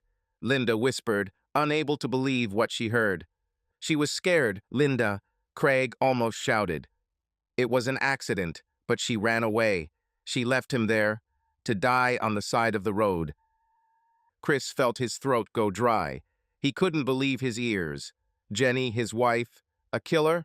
And you knew this all this time? Linda slowly came to her senses. Her voice now sounded different, like that of a person who had just seen a monster. "I saw her by chance then," Craig admitted, breathing heavily. "I was driving along the same road and saw her standing next to the car. She was in a panic. But when I got closer, she was already leaving. I went to check, and he was lying there. The man. He was still breathing, Linda." "Oh, God." Her voice became hoarse. "Why didn't you say anything? Why didn't you go to the police?" Craig laughed bitterly. "Do you think she wouldn't blame everything on me? I saw her license plates. I knew whose car it was. But she knew that I was there too. She could tell that I did it." "Did you blackmail her?" Linda gasped, taking a step back. "All this time?" "No." Craig raised his hands as if in defense. At first I just wanted her to confess. But then, she came to me herself. She asked me to be silent. She was terrified, Linda. And you just agreed?" Linda started screaming. "How could you? I thought I was doing the right thing," Craig whispered. "But when I told her that sooner or later she would have to pay for her actions, she found another way out." Linda frowned. What do you mean? What other way out? Craig lowered his head as if he was ashamed. She knew what I liked. I always knew. He smiled bitterly. She offered me what I had long dreamed of. Instead of money, instead of threats. Linda was stunned for a second, then her face contorted with disgust. You mean that you slept with her? Craig looked away. She knew I cared, that I wanted her for a long time, and she took advantage of it. Linda clenched her fists, her hands shaking. You, bastard. You both are dirty, lying creatures. Chris slowly lowered the phone as it was recording. He had come here to expose betrayal, but now he knew something much worse. Chris sat in the car, gripping the steering wheel until his knuckles turned white. A storm of thoughts raged in my head. He came here to expose the betrayal, to catch Jenny in the betrayal, but now everything turned out to be much more complicated. His wife wasn't just hiding an affair, she was hiding a crime. He turned the phone back on and heard Craig's voice. She knew. What I liked, I always knew. She offered me what I had long dreamed of. Instead of money, instead of threats. The words hit him over the head again, like a hot blade piercing his brain. He imagined Jenny backed into a corner, panicking, ready to do anything to avoid prison. Was it really treason, or the desperate deal she made to save herself? He remembered her eyes, how they lit up when she laughed at his jokes, how she touched his hand at dinner. These moments now seemed false, but at the same time, he knew her fears, knew how much she was afraid of losing everything. But could he justify her? Could this be forgiven? Anger and pain fought inside him, mixing with something akin to pity. He didn't know what to do next. His world had collapsed, but the answers to his questions only made things more difficult. He wanted to scream, he wanted to demand an explanation, but he understood that now he no longer knew what exactly he needed to hear from her. He turned the recording back on, and again, as if he was hoping to hear something in the voices that would change his perception. But the truth remained unchanged. His wife was hiding from him not just betrayal, but something much more terrible. Chris entered the house, feeling the tension squeezing his chest. He didn't know what to expect. Jenny sat on the edge of the sofa, her shoulders shaking. As soon as she saw him, her face contorted in pain, but he did not let her say a word. Instead, he silently took out his phone, pressed the screen, and started recording. Craig's voice filled the silence of the room. She knew. What I liked, I always knew. She offered me what I had long dreamed of. Instead of money, instead of threats. Jenny turned pale, and her eyes widened in horror. Chris, her voice trembled. I didn't know how to tell you. I didn't know. His voice was cold, distant. Or didn't you want to? He remained standing, not approaching. Her tears no longer touched him the way they used to. Now he was not sure that he knew the woman with whom he had lived for so many years. Tell me everything. His voice sounded low and firm. No lies, no omissions. Just tell the truth. Jenny covered her face with her hands, breathing heavily. I didn't want to hide it, but I was afraid, Chris. I knew that you are a man of honor. You would never let me hide this. You would have insisted that I go to the police. Chris clenched his jaw, his hands clenched into fists. Of course, I would insist, because it's right. I couldn't, she screamed. I was in a panic, I didn't know what to do. It all happened so fast. I just wanted it to go away. May this never happen. He looked at her, studying every expression on her face. Pain, fear, remorse, all this was mixed in her eyes, but was it sincere, or was she just trying to save herself? You couldn't trust me. His voice sounded bitter. Did you really think that I would leave you? I didn't know, she whispered. I was afraid that I would lose you, that I'll lose everything. I couldn't risk it. But you were able to sleep with Craig to hush this matter up. His voice was filled with disgust. She sobbed, shaking her head. It's not what you think. I didn't want to. At first, I just offered him money. And her voice trembled, she swallowed, and to give him pleasure if only he would remain silent. But this was not enough for him. He began to put pressure, threaten, and said that if I didn't agree to more and didn't have sex with him whenever he wanted, he would tell everything. I was trapped, Chris. He took advantage of the situation. He knew I was desperate. Chris shook his head. You could have told me. Instead, you chose him. You chose to lie. You chose fear. Jenny covered her mouth with her hands, her shoulders shaking with sobs. Chris took a deep breath. He expected to hear something like that, but the reality was even harder. Now he had to decide if he could forgive her or if this was the end. Chris sat in the kitchen, staring into an empty glass. The warm light of the lamp seemed too bright and irritating. Emotions were still raging inside him, but now that the anger had subsided a little, it was replaced by emptiness. Jenny was in the bedroom. He heard her muffled sobs. A few hours ago, he thought that he had learned the truth, that he had exposed her betrayal, but now the whole situation looked different. He thought that his revenge would be the triumph of justice, but instead he found himself in the chaos that he himself created. Yes, Jenny didn't love Craig. I didn't meet him secretly. I didn't dream about him. She didn't betray Chris in the way he thought she would. But that didn't make the situation any easier. She hid something much worse from him, and now he couldn't understand what was worse. Her fear of the truth or his own mistake, which destroyed everything. He would like to say that now he will simply forget everything, that he will be able to understand her, but trust. Trust was broken. They were both to blame, but can they now look into each other's eyes without a past between them?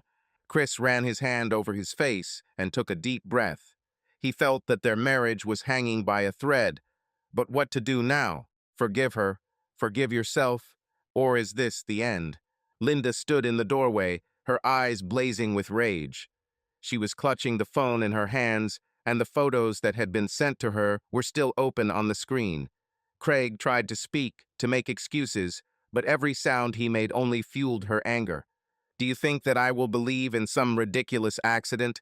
She screamed, shaking the phone in his face. What is this, Photoshop? Or maybe you will say that it was not you. Craig ran his hand through his hair in frustration, taking a step back. Linda, please listen to me. It's not what you think. Someone set it all up. Set it up? She laughed bitterly. Do you really think I'm an idiot? These photographs. She squeezed the phone forcefully. This is proof. I thought you'd at least come up with a decent excuse, but you're not even trying. Craig swallowed nervously. He felt like he was losing control of the situation. I swear, I don't know who did this. It's her fault. Linda clenched her fists, her body trembling with tension. That's it, Craig. Enough. I'm not going to take this anymore. Did you think that I would turn a blind eye to all this? Should I just calm down? Her voice trembled, but there was steely determination in it. Tomorrow I'm filing for divorce. Craig stepped towards her, but she raised her hand to stop him. Don't touch me, she hissed. It's over. Chris sat in the dark, holding the phone in his hands. His fingers trembled, but he pressed play again. The video he had recorded at the window of Craig's house started up again, but now he looked at it differently. Familiar silhouettes flashed on the screen. Jenny and Craig were standing too close. Then, in a fit of rage, it seemed to him that he saw the obvious treason, betrayal. But now, after all the details that had been revealed, he noticed details that he had previously ignored. Jenny looked tense. She pulled away slightly, but Craig moved closer to her. Her movements were abrupt, as if she was trying to explain something, but Craig did not back down. Chris paused the video, looking at his wife's expression. Was it fear, awkwardness, or is it something else? He rewinded and turned it on again. Now he saw that her hand was shaking. She didn't touch Craig. On the contrary, her fingers clenched into a fist. Was this a sign of resistance, or was she trying to maintain her composure? Chris closed his eyes and exhaled. His own assumptions were crumbling one by one. This was not just betrayal. It was forced intimacy, possibly threats, or even a provocation. He turned the recording back on, determined to understand once and for all what exactly happened that night. Chris sat on the edge of the bed, staring at a spot on the floor. His mind raced between options, each of which threatened irreparable consequences. His entire life had collapsed in a matter of days, and now he was faced with a choice on which his future depended. Jenny went to her mother. He himself asked her to do this, not because he hated her, but because he couldn't look her in the eyes. I couldn't understand what to do now. The first option, hand over the recording and everything he learned to the police. To obey the law, to do the right thing. But to completely destroy the life of the woman he had lived with for so many years. She deserved to be punished for her actions, but did she deserve to completely collapse? Second option, deal with Craig. He knew that he was taking advantage of the situation. He knew that he was manipulating Jenny. If we eliminate the blackmail, maybe then Jenny will be able to live in peace. But at what cost? And will this really solve everything? Third option, forgive her. Close your eyes to everything, try to leave it in the past. But how can you start again after something like this? How to live knowing that she hid the truth from him? Chris clenched his fingers into a fist. He didn't know what to do. Every decision seemed wrong, every one led to loss, and time was ticking inexorably. Chris looked at the phone for a long time, scrolling through all the possible outcomes of the conversation in his head. He didn't know what Jenny would say, but he knew one thing for sure: he couldn't leave everything in limbo. He dialed her number. "Chris?" Jenny's voice was weak and alarming. "We need to talk," he said, trying to keep his voice even. There was silence for a second, and then she quietly answered, "Fine, I will come." Less than an hour passed before he heard the sound of her car in the yard. Chris opened the door and saw her exhausted, with reddened eyes. She stepped inside, clenching her hands into fists. "Thank you for calling." Her voice trembled. Chris motioned for her to go into the living room. He didn't know where to start, but he couldn't remain silent any longer. "You should have told me the truth, Jenny," he spoke calmly, but there was pain in his voice. Everything could have been different. She lowered her head, tears welling up in her eyes again. "I know," she whispered. "I was scared. I didn't know what to do, and then it was too late. Every day I thought about it, but I couldn't find the strength to admit it." "You trusted Craig, but not me," Chris continued, struggling to contain his emotions. "Why?" "I didn't trust him. He took advantage of the situation, Chris. I tried to find a way out, but I chose the worst possible one." Her voice broke. Chris ran his hand over his face. There was truth in her words. He saw before him not a woman who had betrayed him, but a man broken by fear and guilt. "I don't know if I can ever trust you again," he admitted. "But I want to understand. I want to know who we are now." Chris sat in the dark, holding his phone. The police number was on the screen, but the finger hovered over the call button. He felt his heart pounding in his chest, like two voices fighting in his head: duty and love. "I have to do this, Jenny." His voice was hoarse, as if he himself did not believe his words. "I can't live with this lie." She sat opposite, her hands clenched into fists, her eyes red from tears. "Chris," she whispered, unable to say more.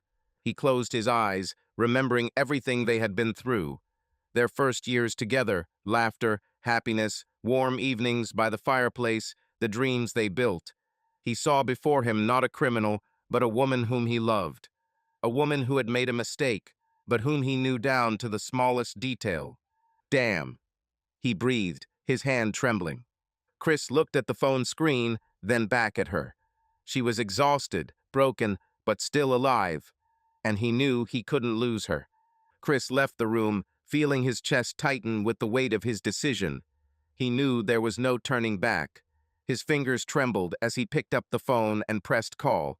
All the events of the last days flashed through his mind: suspicion, surveillance, anger, despair.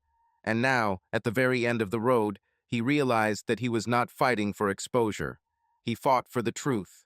Jenny stood at the window. Her fragile figure seemed even smaller than usual. The light from the lantern outside the window outlined her silhouette, emphasizing her drooping shoulders and bowed head. She didn't cry loudly, she only sobbed occasionally, as if everything inside her was broken, but only weak signs of pain burst out. Chris slowly looked up at her. He knew her too well.